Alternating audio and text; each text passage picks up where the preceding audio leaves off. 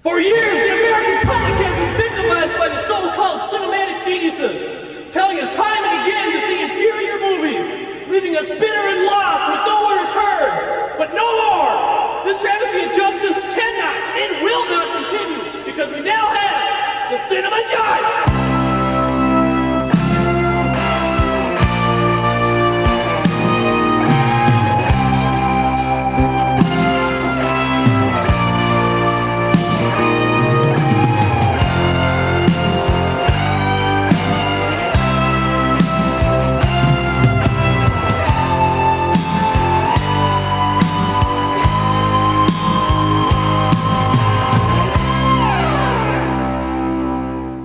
Hello and welcome to the Cinema Judge.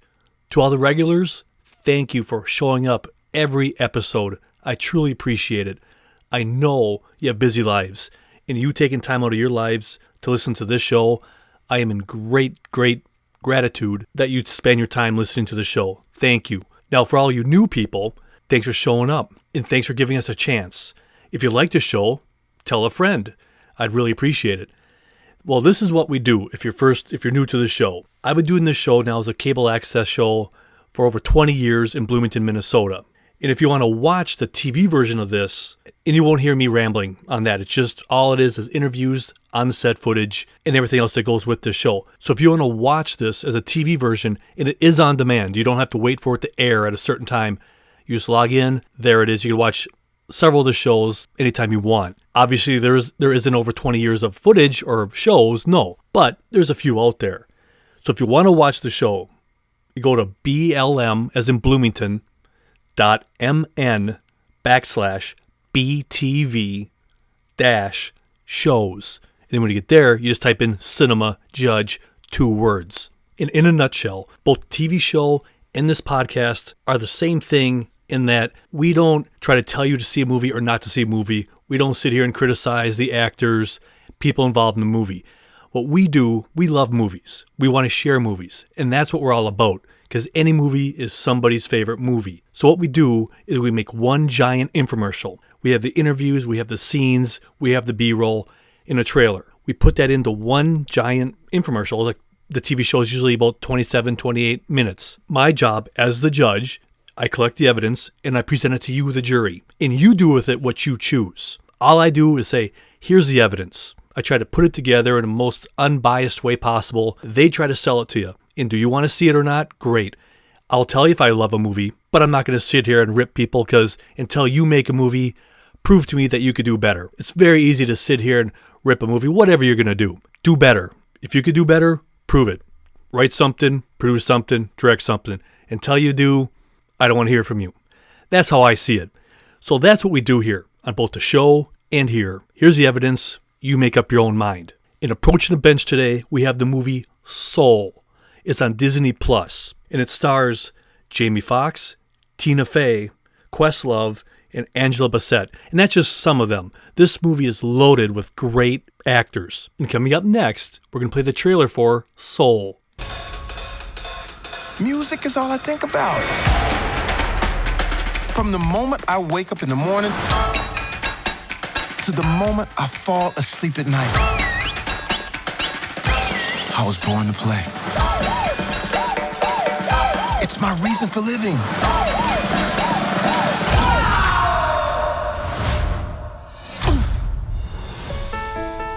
Hello? What the? Wow! Oh my goodness! Oh my goodness! Help! I'm not done! Holy! Oh my goodness! This week, the council. There's a soul missing. Is this heaven? No. Is it H-E double hockey sticks? Hell? Quiet coyotes. No, it's the great before. This is where new souls get their personalities, quirks, and interests before they go to Earth. Here we are. Wait! Don't worry, you can't crush a soul here. That's what life on Earth is for. Whoa! It's my life. Can you help me get back? Come on! This won't be a disaster, that's for sure. You're out there somewhere, little soul. And I'm gonna find you. Life is full of possibilities. You just need to know where to look.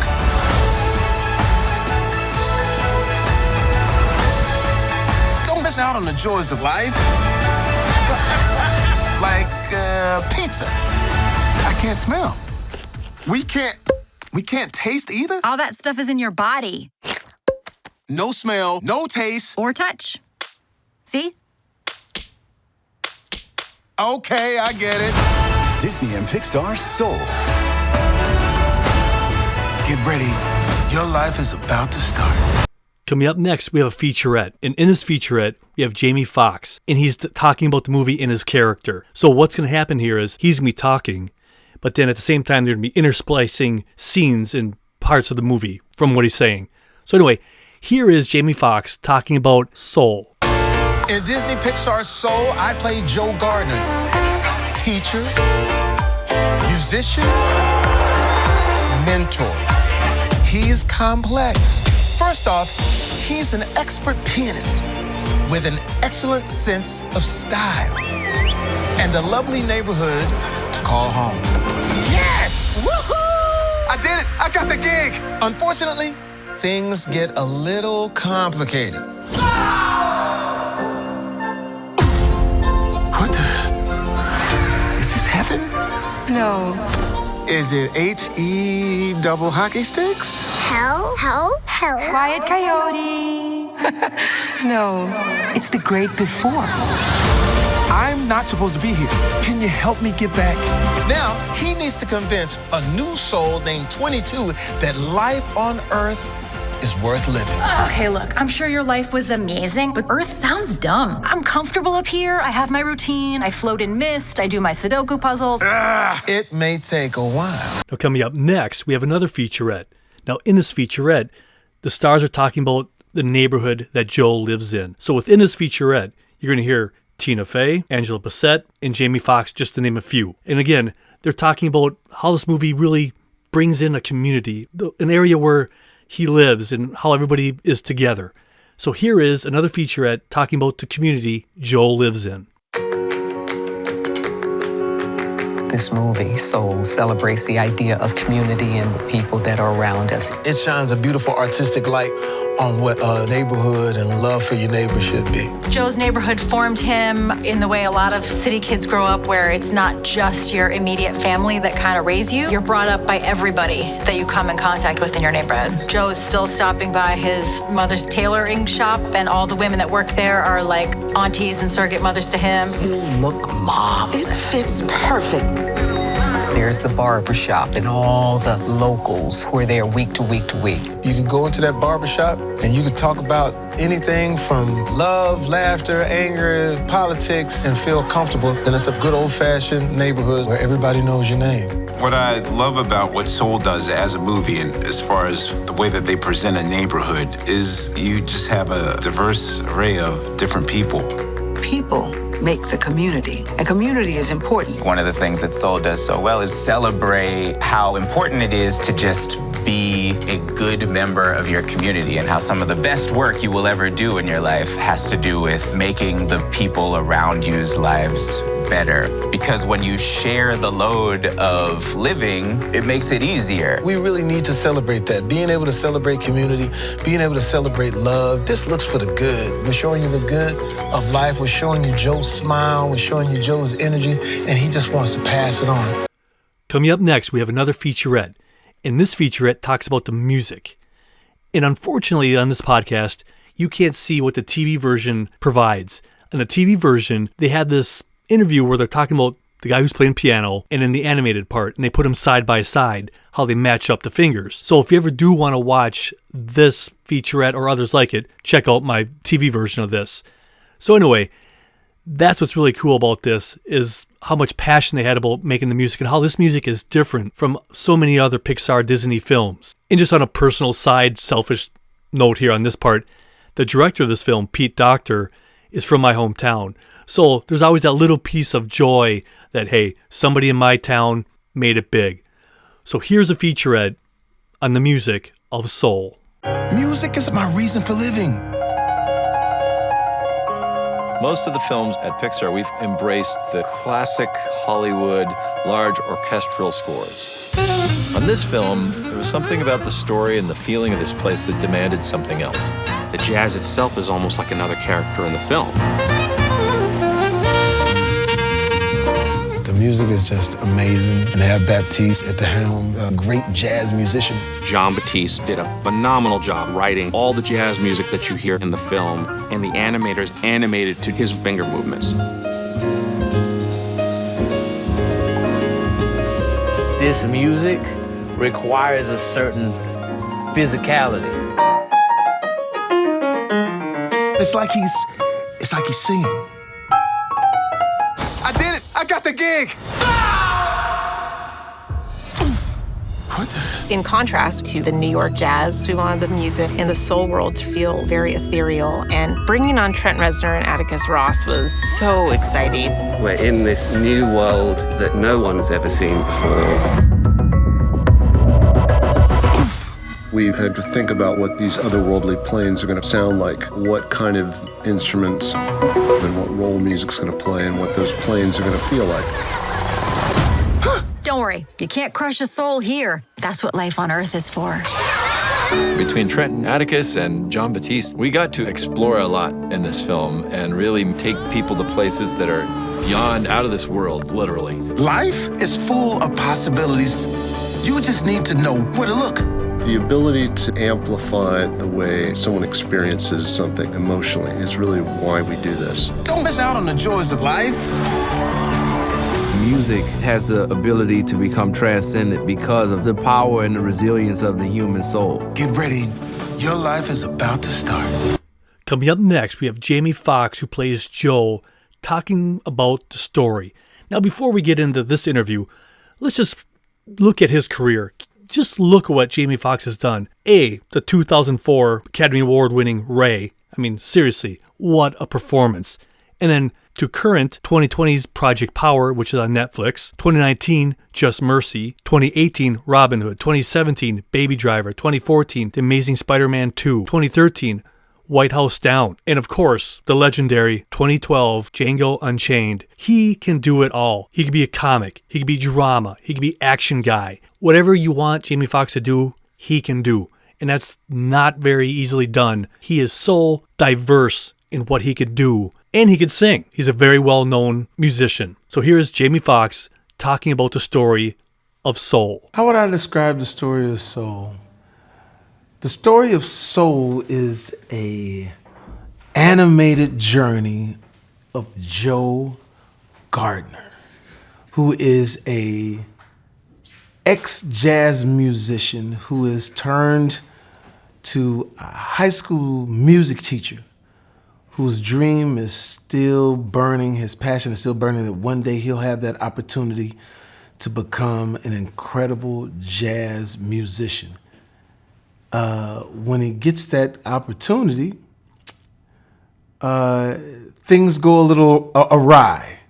And in Pixar and Disney fashion, we go on a journey of finding out where souls come from. And if you think about it, soul is in everything of our life. Who's your soulmate? Soul food, Soul Train. But this is that wonderful journey of finding out the origin of soul. Now, coming up next, we have the co-director of this film, Pete Docter, talking about the greatness of Jamie Foxx. Now, in case you don't know what Pete Docter has done in the past, let me just line this up for you. This guy, what he has done for Pixar is just beyond awesome. In 2015, Inside Out. 2009, Up. 2001, Monster Inc. And then he also did the stories of Wall-E and Toy Story 2. This guy, what he's done and what he is capable of doing is just fantastic. Every story has so much heart, and that's hard to do. He could pack more into a 5-minute beginning of a movie than some movies do in their whole encompassing story. So I truly look forward to what he's going to bring in the future. It's endless. I mean, the possibilities. And if you guys have ever watched any of those Disney Plus documentaries that they have on there where they show you behind the scenes of Pixar, that environment must be so intoxicating where you just create, and it's so encouraging. It just must be a wonderful place to work. Yes, I'm sure extremely stressful. I can't imagine the kind of amount of pressure that they are under. But man, when you watch these behind the scenes footage stuff, it is so cool to say, wow, imagine working like that. So here he is, Pete Docter, the co-director of Soul, talking about the greatness of Jamie Foxx. Joe Gardner is played by Jamie Foxx, who, guy can do everything. You know, he's a great dramatic actor. He's got comedy chops. He loves music. He understands music. He's a great musician himself. And he has this unrelenting optimism and energy that I think all of which were essential for really bringing Joe to the screen. Now, coming up next, we're going to play a clip from Soul. Now, in this clip, we have Jamie Foxx, who plays Joe. He's teaching at school. And all these kids are playing, and they're really not feeling it. They're kind of sloppy. You know, hey, kids are kids. And then eventually, one of the main characters, this young girl, she starts playing, and she's just feeling it. She's just getting into it. She loses herself in the song, and eventually all the kids laugh at her. But then Joe speaks up and says, hey, that's not a problem.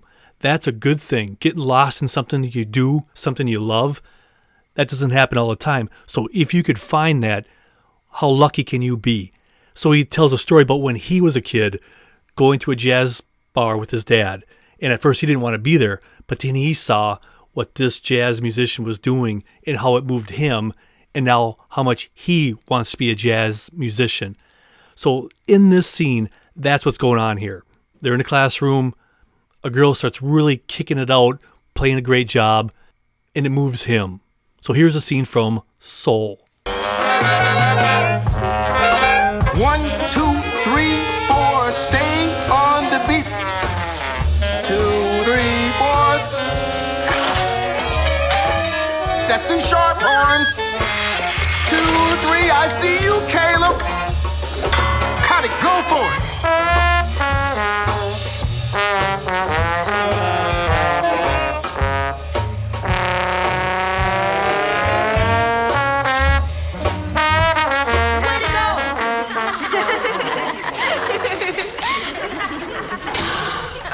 Hang on. What are y'all laughing at? So Connie got a little lost in it. That's a good thing. Look, I remember one time my dad took me to this jazz club, and that's the last place I wanted to be. But then I see this guy, and he's playing these chords with force on it. And then with a minor, I was, whoa, whoa, whoa. Then he has the inner voices, and it's like he's singing. And I swear the next thing I know, it's like he floats off the stage.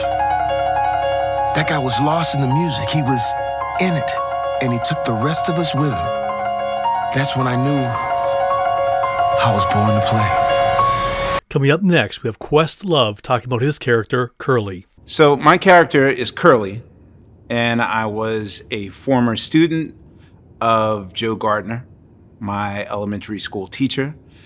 And he is a person that really gave me a passion to appreciate music, to appreciate the smallest things in life. And that seed that he planted in my head in grade school has sort of blossomed into my career now.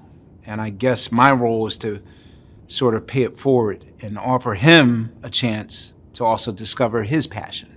Coming up next, we have a clip from the movie Soul. Now, in this clip, I'm going to try to set it up for you. The character Curly is bringing his old music teacher to this bar to do an audition. So they just throw open the door, run down the steps, and then in front of him, he sees the legendary Dorothea. And I might be pronouncing that wrong, but she's a great musician. And she's played by Angela Bassett. So here's that scene from Soul.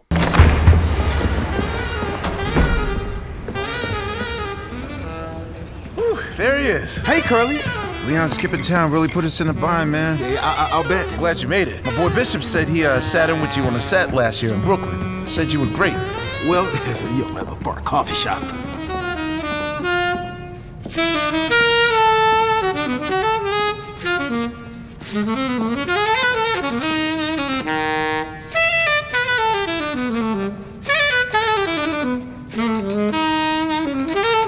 Hey,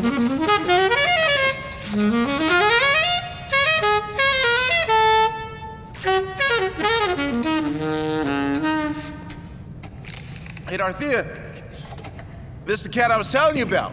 My old middle school band teacher, Mr. Gardner. Call me Joe, Dorothea. Miss Williams. It's a pleasure. Wow, this is amazing. Joe is Ray Gardner's son. So, we're down to middle school band teachers now. Coming up next, we have the great, legendary Angela Bassett talking about her character, Dorothea. But let's just throw down a little bit about her career. I mean, I could do a whole episode just on her. This movie is just littered with incredible talent. From the 1993 What's Love Got to Do with It to today's TV show 911 to 2019 The Otherhood, 2018 Mission Impossible Fallout, 2018 Black Panther, 2019 Avengers Endgame. She is so talented, and that's just the tip of the iceberg. She has done so much. So here she is talking about her character. I play Dorothea Williams, and I am a female lead of a jazz quartet. And I am about that, seriously. I am a consummate professional. I've traveled the world. I've been to many places, but it's always about bringing music and joy, I think, to audiences around the world. And whenever she's looking to bring someone new into the band, she has high standards that they must meet. She's about not only the music, the artistry, but she's also about the presentation to the audience. So you better have a suit, you better be on time, and you better take the audience there. And by there, that means transport them. Coming up next, we have another clip from Soul. Now, in this clip, Joe is auditioning for her. So he auditions, and then she's just blown away by his talent. And then the discussion goes from there. So here's a scene from Soul.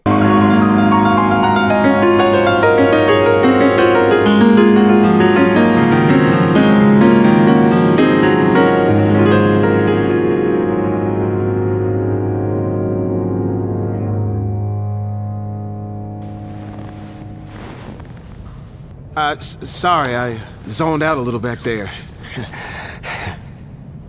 Joe Gardner, where have you been? I've been teaching middle school band, but on the weekends You got a suit? Get a suit, Teach. A good suit. Back here tonight, first show's at 9, sound checks at 7. We'll see how you do. Yes! Woohoo! You see that, Dad? That's what I'm talking about! Hey, look up. You know what that's gonna say? Joe Gardner! You're never gonna believe what just happened. I did it. I got the gig. Coming up next, we have Jamie Foxx talking a little bit more about his character. I play this jazz teacher who's sort of stuck, happily stuck, but still stuck in a job where he's teaching jazz, which is a sort of a throwback of a trade. And when it comes to musical trade, he's teaching jazz to his little, his little kids in school. And he still has hopes and dreams of finally becoming that great jazz musician. And there's this big gig that's coming up, and he wants to go play for it. And he finally goes and auditions, and he gets lost. And for musicians or anybody out there, when you get lost in your craft, he's just in his thing, auditioning, no nerves. He just went, and they said, wow, you're great. You will have the gig. Finally, your life will be right. He runs out the door like everything is great. And as soon as he runs out the door, he falls into a manhole, and his whole life and afterlife changes. Coming up next, we have a little bit more from Jamie Foxx talking about why he wanted to take this role. I wanted to take part in this project because my daughter, who's 12 now, but 10 at the time, was like, Dad, you're going to be in a Pixar film? I was like, yeah. You finally made it. You're finally famous. I was like, wait a minute, what about all the other stuff I've done? I said, nah, this is it. And she's right, because being in a Disney Pixar film is something that, as an actor, you just like, wow, man, I hope I get my opportunity to be in something like that and be in something that is absolutely great. And also, an added tidbit, which is really fantastic, is that to be the first African American lead in a Pixar film, I mean, that's really high grass. That's a high mark, and so that, among a lot of other artistic, beautiful things, is why I wanted to be a part of this film. Coming up next, we have co-director Kemp Powers talking a little bit more about the story and where Joe ends up, the great before, the place where everybody goes or is before they come to Earth. So here is Kemp Powers talking a little bit more about that. The great before is a place where new souls, before they are born, are given their personality and trained by mentors who are souls who've lived amazing lives. Now, Joe very quickly figures out what's going on in the place and decides he's going to get back to his body. He's going to trick his way back into his body. So what he does is he pretends to be a counselor in hopes of getting paired with one of these unborn souls and then stealing their ticket to Earth and using it instead to get back to his body. Unfortunately, the soul that Joe gets paired up with is soul number 22, who is notoriously the most difficult soul to ever exist. She's been there quite literally thousands of years and refuses to go to Earth. She cannot get a ticket. She cannot get her Earth badge to change because she thinks that there's nothing good about going to Earth. So we have this situation where we have a soul who doesn't want to die being stuck with a soul who doesn't want to live. Coming up next, we have Pete Docter, the co-director, talking about the character 22.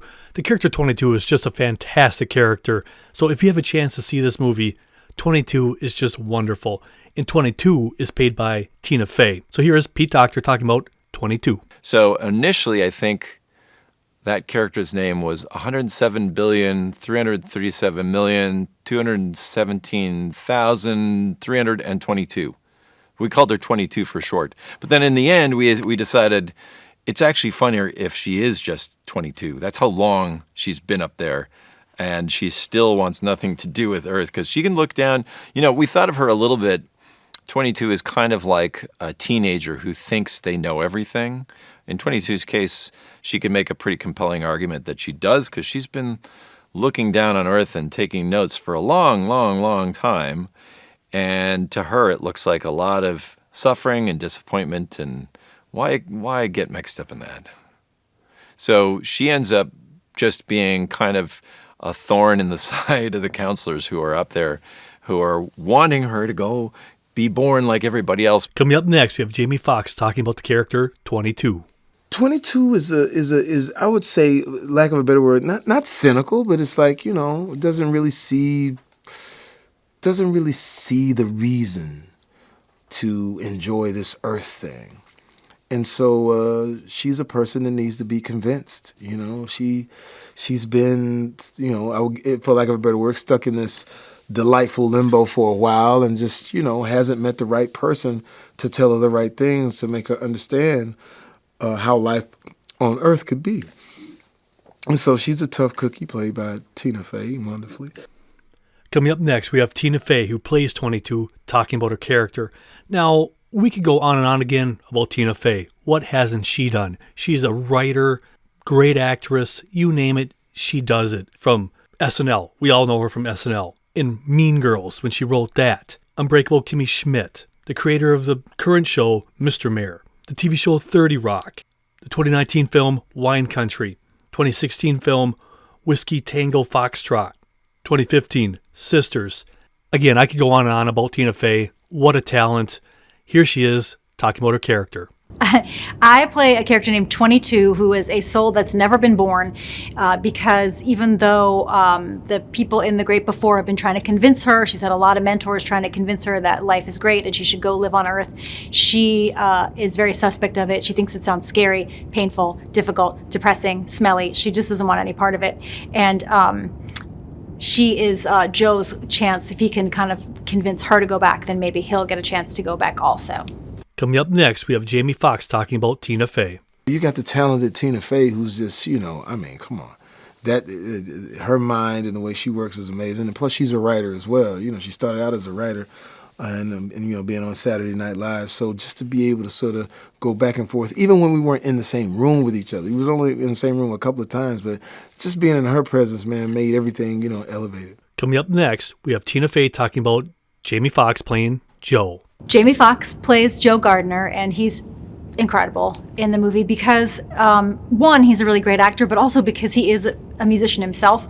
All the parts of Joe's character that are tied to his love of music just feel really authentic and connected coming from Jamie, and he's just super expressive with his voice. Coming up next, we have co-director Kemp Powers talking about the greatness of course, Jamie Foxx. Joe Gardner is voiced by Jamie Foxx, just such an incredible actor, comedian, musician. It's almost as if there was a computer program where you wanted to feed all these traits into the program and ask for like, okay, feed all the traits for the perfect person to play Joe Gardner, it would spit out Jamie Foxx. He has the dramatic chops to play Joe in these emotional moments. He's a natural-born comedian for the humorous parts. And, of course, not only does he understand music, he's a musician himself who's also a pianist. Coming up next, we have Tina Fey talking a little bit more about the story. What the movie is telling us and what Joe learns is that there's more to living life than achievement, which is a really interesting thing to try to take in. You know, there's just being present and being in the world and making connections and having feelings. There's more to life than checking boxes of things you've wanted to achieve. Coming up next, we have one of the producers of this film, Dana Murray, talking about the goal Pixar has for every movie that they make. And really, she sums it up pretty darn well. Every Pixar movie, whether you're a young child to an older individual, everybody can enjoy a Pixar movie. And quite frankly, Pixar, they always nail it. At Pixar, we really want to make sure our films are for everybody. We make them for the whole family. So we want, grandma down to 2-year-old Joe to have a really good time. And so there are adult themes in there, but there's so much goofiness and fun. And I'm really excited about visually what we've accomplished in this film. And I think people will really, really think it's beautiful. Now, if you guys have any questions, comments, concerns, ways to improve the show, please feel free to contact me, cinemajudge@hotmail.com. And for all my regular listeners, thank you so much. I am so grateful. Every week, you consistently tune in to listen. So, again, thank you. From Germany, Iran, Ukraine, Australia, and of course, my constant weekly listeners from France. Thank you so much for tuning in every week. You're always the first ones. Thank you. Big Fork, I really appreciate it, and I appreciate our talk tonight. Longville, thank you very much. Eagan, Minneapolis, La Vista, Nebraska. You guys consistently show up and listen. Thank you so much. My friends in Washington, Virginia, you always step up. Thank you.